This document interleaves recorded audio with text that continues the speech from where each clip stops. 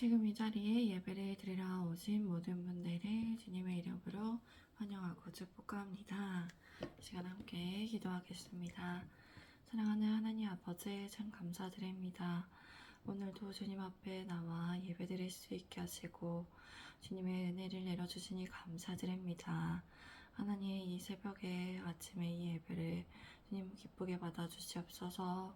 주님 홀로 영광 받아주시옵소서. 하나님 아버지, 이 시간 주님만을 원합니다. 주님, 하나님의 말씀을 듣는 우리에게 주님의 은혜와 지혜로 함께하여 주시기를 구합니다. 주님, 이 시간 주님께서 함께하여 주시고 하나님의 말씀을 듣고 깨닫고 순종할 수 있도록 도와주시옵소서. 주님을 의지합니다. 신뢰합니다. 감사드립니다. 사랑합니다. 예수 그리스도의 이름으로 기도드립니다. 아멘. 오늘 설교의 주제는 하나님께서 기뻐하시는 일을 행하겠습니다입니다. 오늘 설교의 주제는 하나님께서 기뻐하시는 일을 행하겠습니다입니다. 우리 함께 1절에서 8절까지의 말씀을 읽겠습니다. 시작. 예수는 감난산으로 가시니라. 아침에 다시 성전으로 들어오시니 백성이 다 나아오는지라.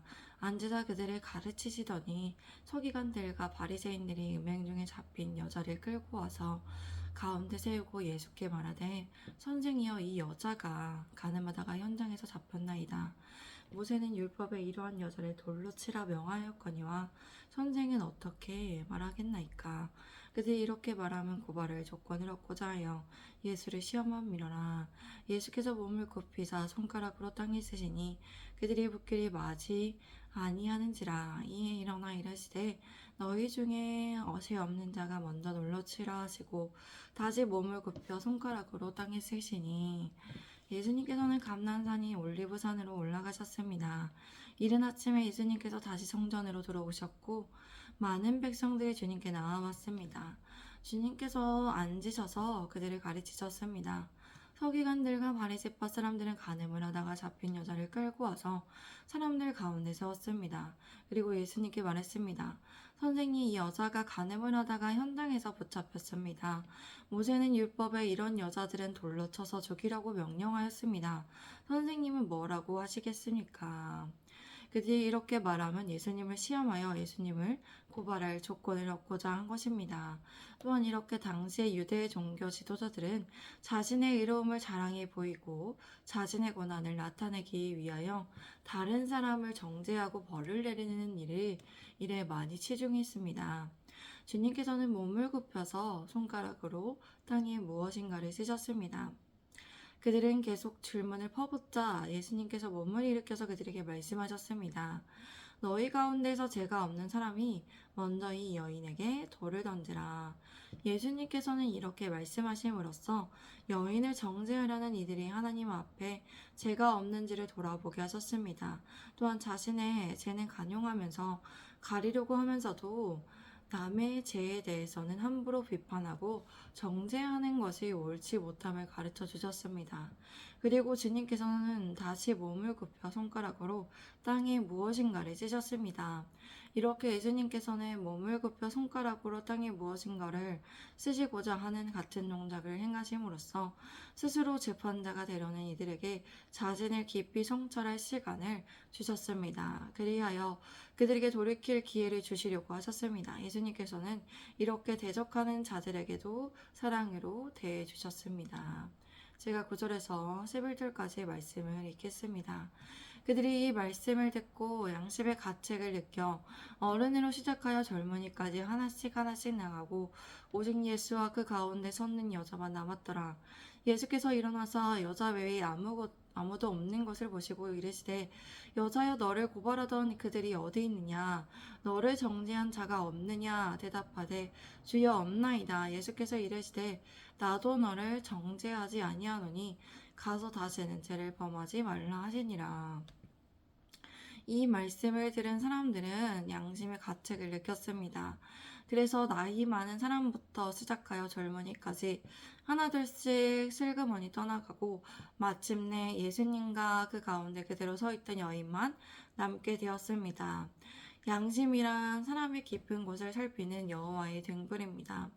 이것이 마비되지 않은 사람은 잘못 행할 때에 책망을 받게 됩니다. 그렇게 자신을 돌아보게 되고 부끄러움을 모르는 상태에서 벗어나도록 합니다. 이렇게 양심이 찔림을 느끼게 된 사람은 어른부터 젊은이까지 하여 모두 그 자리를 뜨고 말았습니다. 예수님께서는 몸을 일으키시고 여자에게 말씀하셨습니다. 여자여, 너를 고발한 사람은 어디에 있느냐? 너를 정죄한 사람이 한 사람도 없느냐? 이 여인은 간음죄를 지었기에 사람들의 정죄를 받고 경멸받아 마땅한 여인이었습니다. 그리고 이 여인은 자신의 죄를 회개하기보다는 목숨을 잃는 것에 대한 두려움과 간음 현장에서 적발된 것에 대한 수치심에 휩싸여 있었습니다. 그러나 예수님께서는 정죄라는 말씀을 이 여인에게 반복하심으로써 여인의 관심을 위기감과 수치감이 아니라 자신의 죄에 대하여 직시할 수 있도록 하셨습니다. 그리고 주님께서는 이 여인이 깨달을 수 있도록 질문하시며 이 여인의 일을 문제 삼는 사람이 남아있지 않음을 여인 스스로 알게 하셨습니다. 이 여자는 대답했습니다. 주님, 한 사람도 없습니다. 예수님께서는 말씀하셨습니다. 나도 너를 정죄하지 않는다. 가서 이제부터는 다시는 죄를 짓지 말라.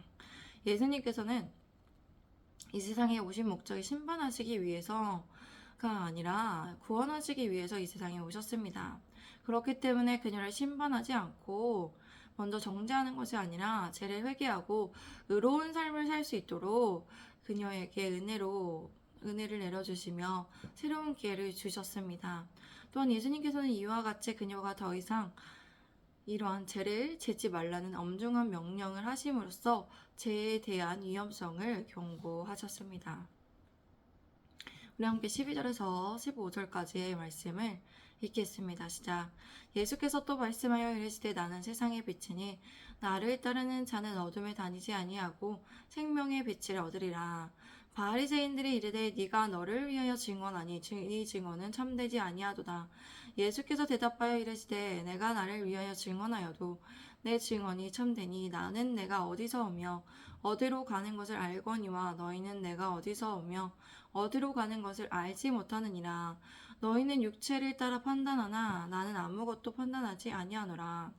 예수님께서는 사람들에게 다시 말씀하셨습니다. 나는 세상의 빛이다. 누구든지 나를 따르는 사람은 어둠 속에 다니지 않고 생명의 빛을 얻을 것이다. 예수님께서 이렇게 예수님 자신을 세상의 빛이라고 하신 것은 인류의 처한 상태는 어두움이었기 때문이었습니다. 예수님께서는 모든 사람이 죄로 인하여 어두움 가운데 있었으므로 빛으로 이 세상에 찾아와 주셨습니다. 이 빛은 다른 빛들과는 구별되어 있는 아주 특별한 빛입니다. 사람들로 하여금 영원한 생명을 얻게 하는 빛입니다. 다시는 어두움에 붙잡히지 않게 하는 빛입니다. 그러므로 예수님을 믿는 자는 생명의 빛이신 예수님 안에 거함으로써 어두움에 벗어나서 주님 안에 밝고 빛나는 인생을 살아갈 수 있습니다. 13절에 바리새파 사람들이 예수님께 말했습니다. 당신은 스스로 자신에 대하여 증언하니 당신의 증언은 참되지 못합니다. 예수님께서 말씀하셨습니다. 비록 내가 나를 위하여 증언해도 내 증언은 진실하다. 나는 내가 어디에서 와서 어디로 가는지를 알고 있기 때문이다. 그러나 너희는 내가 어디에서 왔는지도 모르고 어디로 가는지도 모른다. 너희는 사람이 정한 기준을 따라 심판한다. 그러나 나는 아무도 판단하지 않는다.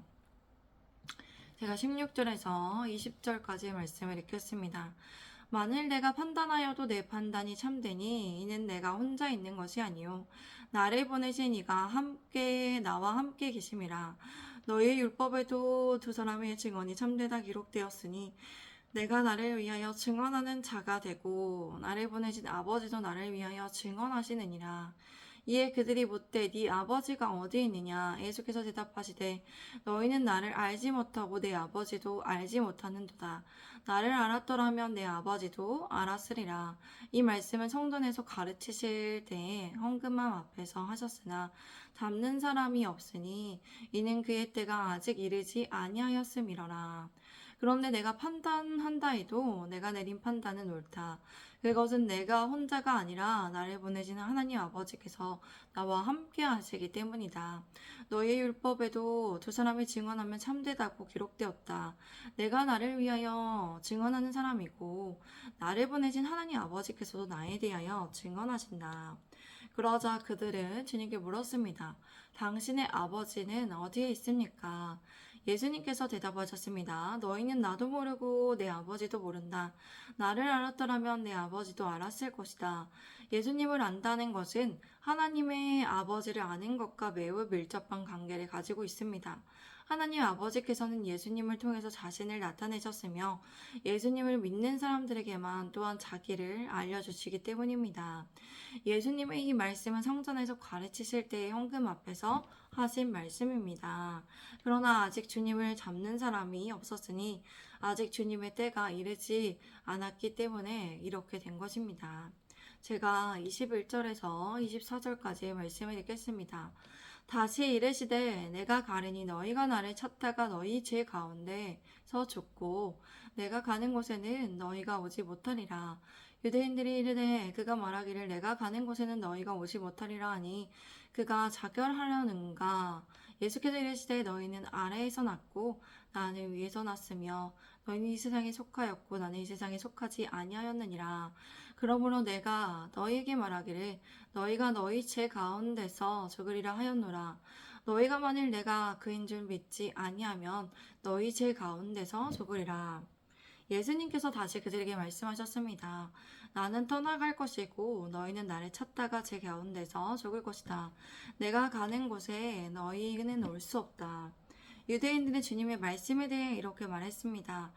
그가 내가 가는 곳에 너희는 오지 못하리라 하니 그가 자살하려고 그러나 주님께서 말씀하셨습니다. 너희는 아래에서 왔고 나는 위에서 왔다. 너희는 이 세상에 속하였지만 나는 이 세상에 속하지 않았다. 그러므로 나는 너희에게 말한다. 너희가 너희의 죄 가운데서 죽을 것이라고 말했다. 만일 너희가 내가 곧 나임을 믿지 않으면 너희는 제 가운데서 죽을 것이다.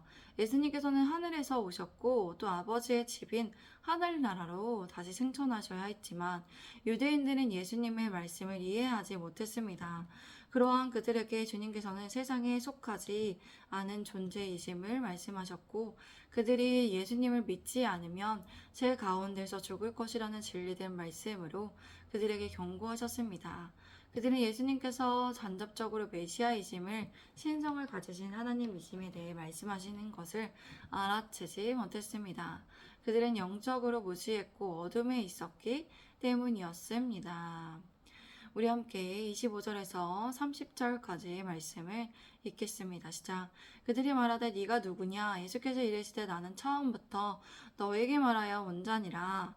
내가 너희에게 대하여 말하고 판단할 것이 많으나 나를 보내신 이가 참되심에 내가 그에게 들은 그것을 세상에 말하노라 하시되 그들은 아버지를 가리켜 말씀하신 줄을 깨닫지 못하더라. 이에 예수께서 이르시되 너희가 인자를 진 후에 내가 그인 줄을 알고 또 내가 스스로 아무것도 하지 아니하고 오직 아버지께서 가르치신 대로 이런 것을 말하는 줄로 알리라. 나를 보내신 이가 나와 함께 하시도다. 나는 항상 그가 기뻐하시는 일을 행함으로 나를 혼자 두지 아니하셨느니라. 이 말씀을 하심에 많은 사람이 믿더라. 그들이 물었습니다. 당신이 누구요? 예수님께서는 대답하셨습니다. 내가 처음부터 너희에게 말하지 않았느냐? 내가 너희에 대해 말할 것과 판단할 것이 많이 있다. 그러나 나를 보내신 분은 참되시며 나는 그분에게서 들은 대로 세상에 말하는 것이다. 그들은 예수님께서 하나님 아버지를 가리켜 말씀하신 줄을 깨닫지 못했습니다. 그러므로 예수님께서 그들에게 말씀하셨습니다. 너희는 인자가 높이 들려 올려질 때에야 내가 그인 줄을 알게 될 것이다. 또 내가 마음대로 하지 아니하고 오직 아버지께서 가르쳐 주신 대로 말한다는 것을 알게 될 것이다. 나를 보내신 그분이 나와 함께 하신다. 나는 항상 그분께서 기뻐하시는 일을 하기 때문이다. 나를 그래서 홀로 두지 않으신다. 예수님께서는 이와 같이 말씀하시자 많은 사람들이 예수님의 말씀을 믿게 되었습니다. 예수님께서는 십자가에 달리셨습니다. 이것이 예수님께서 높이 들리셨다는 것입니다. 그리고 그분이 말씀하신 내용들이 곧 하나님의 말씀이란 사실을 그들은 그때서야 알게 되었습니다. 때가 이르면 예수님의 가르침이 진리였다는 것을 예수님을 거부하는 이들조차도 인정할 수밖에 없게 되었습니다.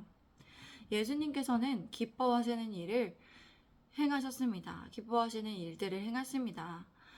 하나님의 뜻에 맞는 일들을 늘 행하셨기 때문에 하나님께서는 예수님을 홀로 두지 않으셨습니다. 예수님께서는 늘 이렇게 하나님과 친밀한 연합의 관계에 있을 수 있는 이유가 하나님께서 시키시는 일을, 하나님께서 기뻐하시는 일을 순종하고 행하셨기 때문입니다. 우리는 이러한 진리 속에서 하나님께서 기뻐하시는 일을 쫓아가며 하나님을 기쁘게 해드리는 일들을 이 세상에서 행하며 살아가야 합니다. 오늘 설교의 주제는 하나님께서 기뻐하시는 일을 하겠습니다입니다.